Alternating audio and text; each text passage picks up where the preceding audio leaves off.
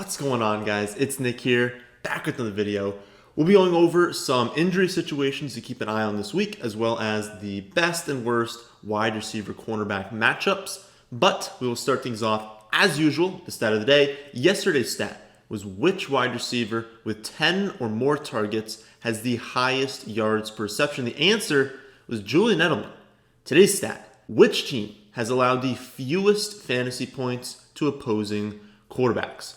All right, let's start off with the injury news. And first up, we have Malcolm Brown return to a full practice on Thursday. We know he had surgery on his finger this week, and there was a chance he wasn't going to play on Sunday, but returning to a full practice on Thursday pretty much guarantees he's going to be out there, which makes it kind of gross. We know that Akers is out, but now it's going to be both Henderson and Brown, which would be fine in a good matchup, but on the road in Buffalo is brutal, so I would try and play neither of them. If you really need to, again, we used to be seeing maybe a 3-person split, and now it's going to be 2, so it is a little bit better, but it's not like the volume is really going to be there for either of these guys, and especially with Henderson playing really well last week, you got to figure that he's going to get some work, and so it's not just going to be Brown getting the carries, and so I would just try and avoid both of them in a really difficult matchup. Will Fuller is not on the injury report, so he should play this week, unless something happens. He suffers a setback, I guess, in his injury. But I've decided to bench him for James Robinson on Thursday night.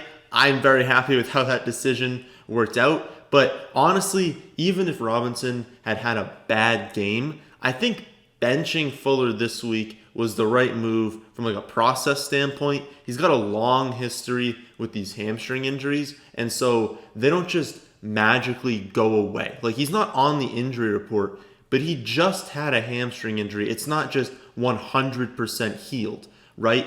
Plus, you'd think, okay, maybe you take that risk in a good matchup, but he plays the Steelers this week, and so I guess if you want to throw him in there at the flex, but I have him as roughly the wide receiver 30 on the week. I think that's a good spot for him. If you are really thin because of injuries, I get playing him because the upside is still absolutely there. I just think he's got a much greater chance than normal of hitting his floor this week, and so I'm a pass for someone else. A.J. Brown did not practice on Thursday. I'd be surprised if he plays this weekend, but as always, confirm that on Sunday. It's a boost to both Jonnu Smith and Corey Davis if he's out, especially against the Vikings defense that's just been roasted. I mean, they've allowed over 35 points per game, the second most fantasy points per game to wide receivers. Davis is far from a must play. Like if Brown is out, you're not just sitting there with Davis on your bench being like, well, I have to bench someone to have to play Davis. He'd be a good play, someone who's a solid play in the flex, but I'm okay keeping him on the bench. And Jonnu Smith would be like a really good tight end. Again, not a must play if you've got, a top 7 tight end, but I think he would fall in that like 9, 10, 11 range, making him like a really, really good option. And honestly, I think he's a good option even if Brown were to play, which again, I don't think is going to happen, but we should know. Josh Jacobs did not practice Wednesday, did not practice Thursday with a hip. If you watched the Monday night game, then you saw him leave the game for a little bit due to the injury, but then he returned later, and he actually had some really nice runs after returning. The Raiders play at 1, so we are going to know his status before lock. You might know his status even watching this video, but just keep an eye on this one. If he's active, you're absolutely playing him even in a tough matchup in New England. When it comes to if he's out, I think that changes things for DFS. Maybe those backup guys are a little more appealing, but for season long, I wouldn't feel great about starting Richard or Booker outside of like a 14 or a 16 team league. Darren Waller also hasn't practiced Wednesday or Thursday. So to me, I kind of feel like this is a little bit more maintenance related. I think it's more unlikely that both of these guys suffered injury that needs to hold them out Wednesday and Thursday. So hopefully they both return to practice on Friday, and you're watching this saying, Nick, we know he's going to play. I hope that's the case, okay? But they play at 1 o'clock. So we should absolutely know their status. I think we'll know going into Sunday. So just pay attention, basically. Kenny Golladay was limited on Wednesday and Thursday. I'll be very interested to see how much he practices later today for me and yesterday for you guys. I ultimately think that he'll enter Sunday questionable. They do play at 4:25, so that's not ideal. I'm hoping that he can play this week, but you never know with hamstring injuries. Maybe they think that he's close, but they want to hold him out one more week. So pay attention to what's being reported on Saturday, on Sunday morning, and you're just going to have to make your best guess as to whether or not he's going to play before things lock at 1 o'clock, or at least before a lot of your players lock. Because, if he's in your wide receiver slot, and that's another thing. I went over this with Mike Evans, I think, in week 1. Put him in your flex. So if you're counting on playing Kenny Golladay this week and you don't know for sure before the 1 o'clock games start, and this is for literally any player, put them in the flex. Give yourself a little bit more flexibility to where you could start a running back in his place, and make sure you have an option on your bench that starts at 4:25 or 8 o'clock at the night game or the Monday night game. You just make sure you have an option to where you're not just taking a 0 if he ends up being out. And if that's the case, you need to take that into account, and maybe you have to bench him even if you think he's going to play. It is a really nice matchup, though, so hopefully he can play. But again, follow myself on Twitter, follow Adam Schefter on Twitter, follow Beat Reporters on Twitter, and just make sure you're up to date with the news on that one. Another tough situation is Davante Adams. He's got a hamstring injury. He might not play on Sunday night. You can really just take everything I said for Golladay, use it for Adams. We don't know at this point. I think we are going to know on Saturday or on Sunday, but you just need to pay attention. The best move here is if Allen Lazard or Marquez Valdez-Scantling are free agents in your league. It's not a bad idea to get them on your bench and just say, listen, I've got Adams in there. If I hear he's out, I'm going to throw one of these two in there. They're obviously not going to produce the same level Adams would, but they're not going to be complete zeros. They're going to get you some points, and you at least have that option of keeping Adams in there. He looks closer to doubtful than Golladay does, but again, you never know with these hamstring injuries. Both could be out. Both could play. You're just going to have to pay attention. Guess who else has a hamstring injury? Julio Jones. Basically, everyone has a hamstring injury right now. We knew the season would be brutal with the injuries just because they didn't have time to repair, but it's insane how many people have gotten hurt. Again, exact same thing. Check his status on Saturday, on Sunday. He's another high-profile name you need to pay attention for. If he's out, basically all of Hurst, Ridley, Gage are kind of must-plays. I would say definitely Hurst and Ridley. Gage would not be a must-play if you've got solid options. Maybe you only have 2 running back, 2 wide receiver, 1 flex. Then you probably don't need to play Gage. But I think it would be a very, very strong play in the flex. And so I would try to get him into lineups if Julio ended up being out. Michael Thomas is also likely to miss this week with an ankle sprain. Sanders did not look good on Monday night. Breeze looks kind of old at this point. So even if Thomas misses, it doesn't mean that you're all of a sudden starting all these backup wide receivers. If anything, Traquan Smith almost seems like a guy I would prefer to play over Sanders. But it really just makes Jared Cook and Alvin Kamara much stronger plays. Both of those guys, you should be playing them if you have them, if Thomas is out, which it kind of seems like he's going to be. Just before recording this, we find out Zack Moss is also out with a toe injury.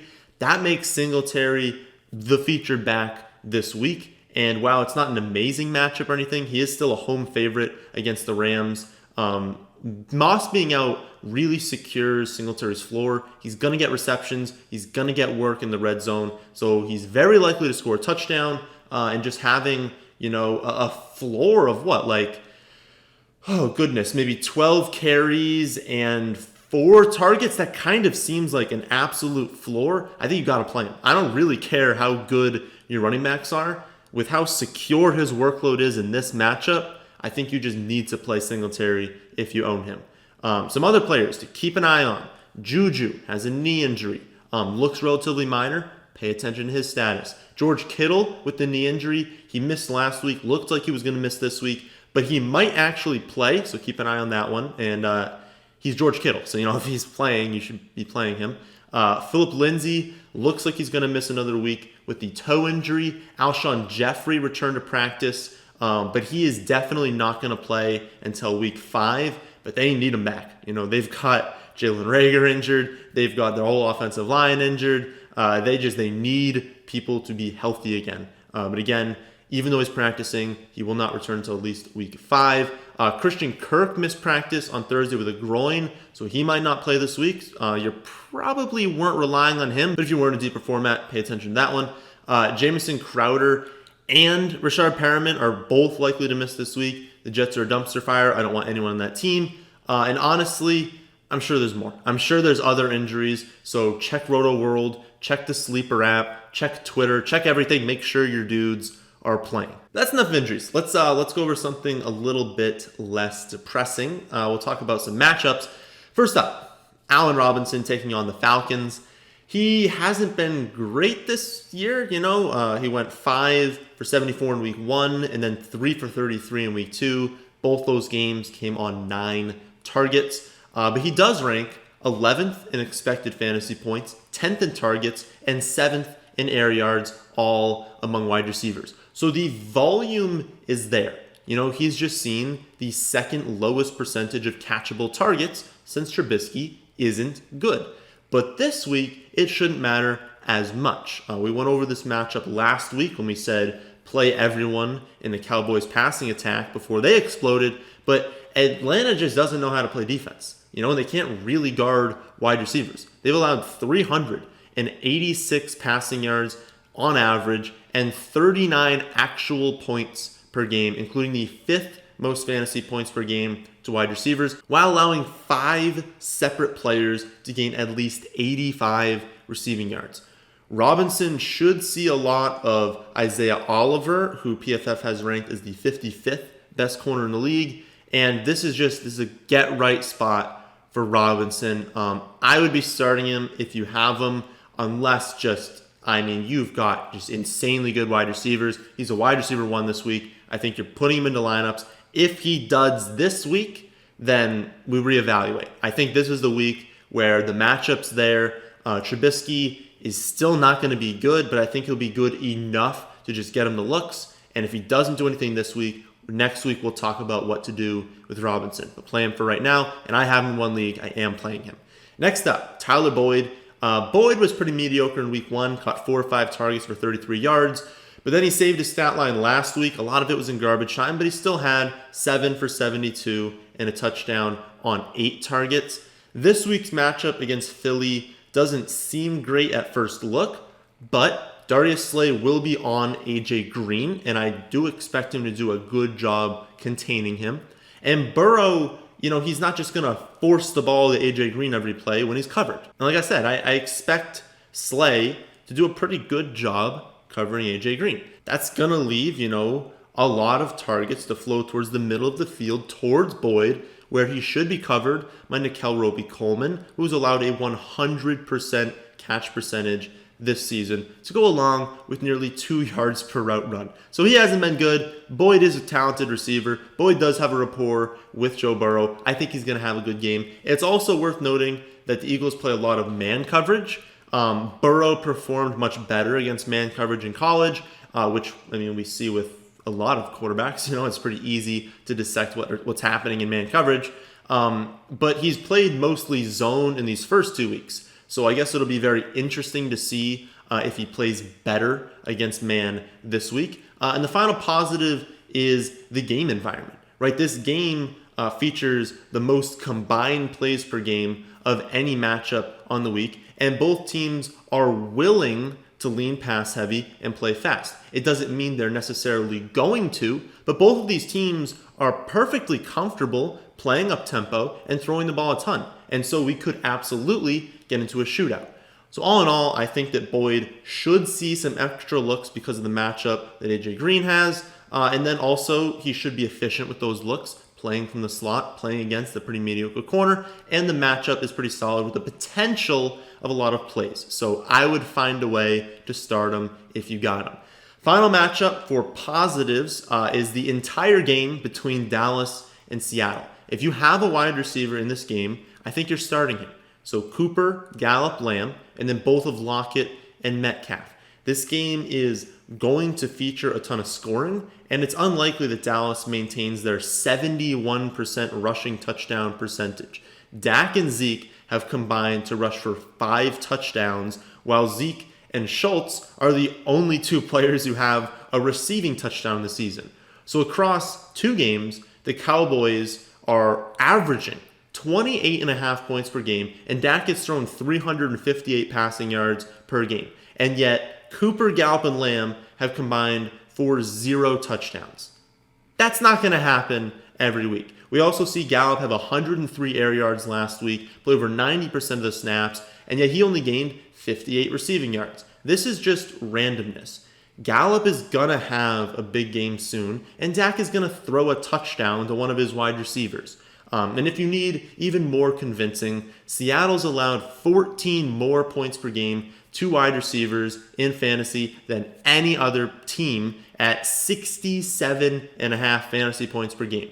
So yes, there's probably going to be enough opportunity to go around to all of these receivers, especially in a game where Dallas is likely to be behind at some point. As far as the other side, I probably shouldn't need to convince you to play Tyler Lockett and DK Metcalf, especially at home in the highest scoring game of the week in a season where Wilson is probably going to win the MVP. Looking at some players with difficult matchups, we'll start off with Stefon Diggs. I listed Diggs as a must-play last week, went off for 153 yards and a touchdown, but the matchup is the polar opposite this weekend. He's going to get shadowed by Ramsey, which is one of the most difficult matchups possible. Diggs is currently ranked 5th in yards per route run, 6th in expected fantasy points, and 4th in actual fantasy points among receivers. But he's also played the Jets and the Dolphins, so not exactly 2 extremely difficult matchups. Ramsey did get beat by Amari Cooper, but it also took Cooper 14 targets to gain 81 scoreless yards. So the receptions were there, but he didn't do all that much with them. And Ramsey, I should not have to convince you that Ramsey is an exceptional talent. It is generally just a winning strategy to avoid the receiver that is matched up with Ramsey if you can.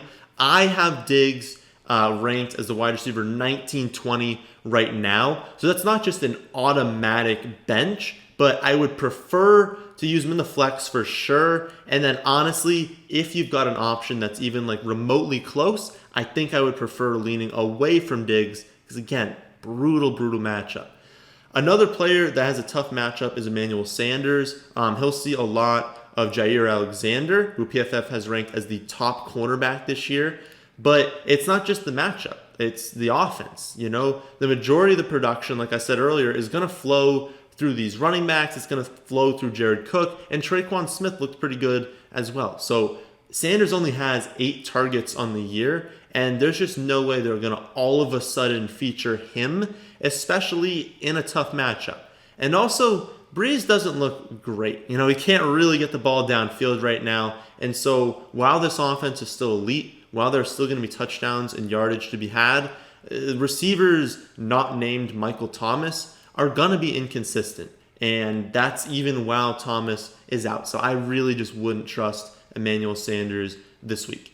Final tough matchup actually goes to Odell. While that might seem surprising, given he plays Washington, you're like, they're not a good defense. But he's going to go up against Fabian Moreau a lot, who PFF has ranked as the 6th best corner this year. And when he doesn't, he'll face off against Ronald Darby, who is the 13th ranked corner this year. And honestly, Baker hasn't looked great, and only 50% of Odell's targets are even catchable, which is tied for the 3rd lowest among all receivers with more than 10 targets. So he'll be seeing inaccurate targets going up against 2 top 13 corners. So I have him as that like 20 to 21 kind of range for receiver, right in that same range as Diggs. And it's the same thing. I would be looking to play someone else that's kind of ranked near him, ahead of him, especially since this matchup is tough and he's just not seeing as much volume as we like this season. So those are the injury situations that you need to keep an eye on, as well as some good and bad wide receiver cornerback matchups. If you want to make your life easy, you can just see my exact rankings on all players at our website, thefantasyfootballadvice.com. But that's the end of this one. Hope you all did enjoy. If you did, how about hitting that like button? And how about subscribing to the channel if you're new? But thanks for watching.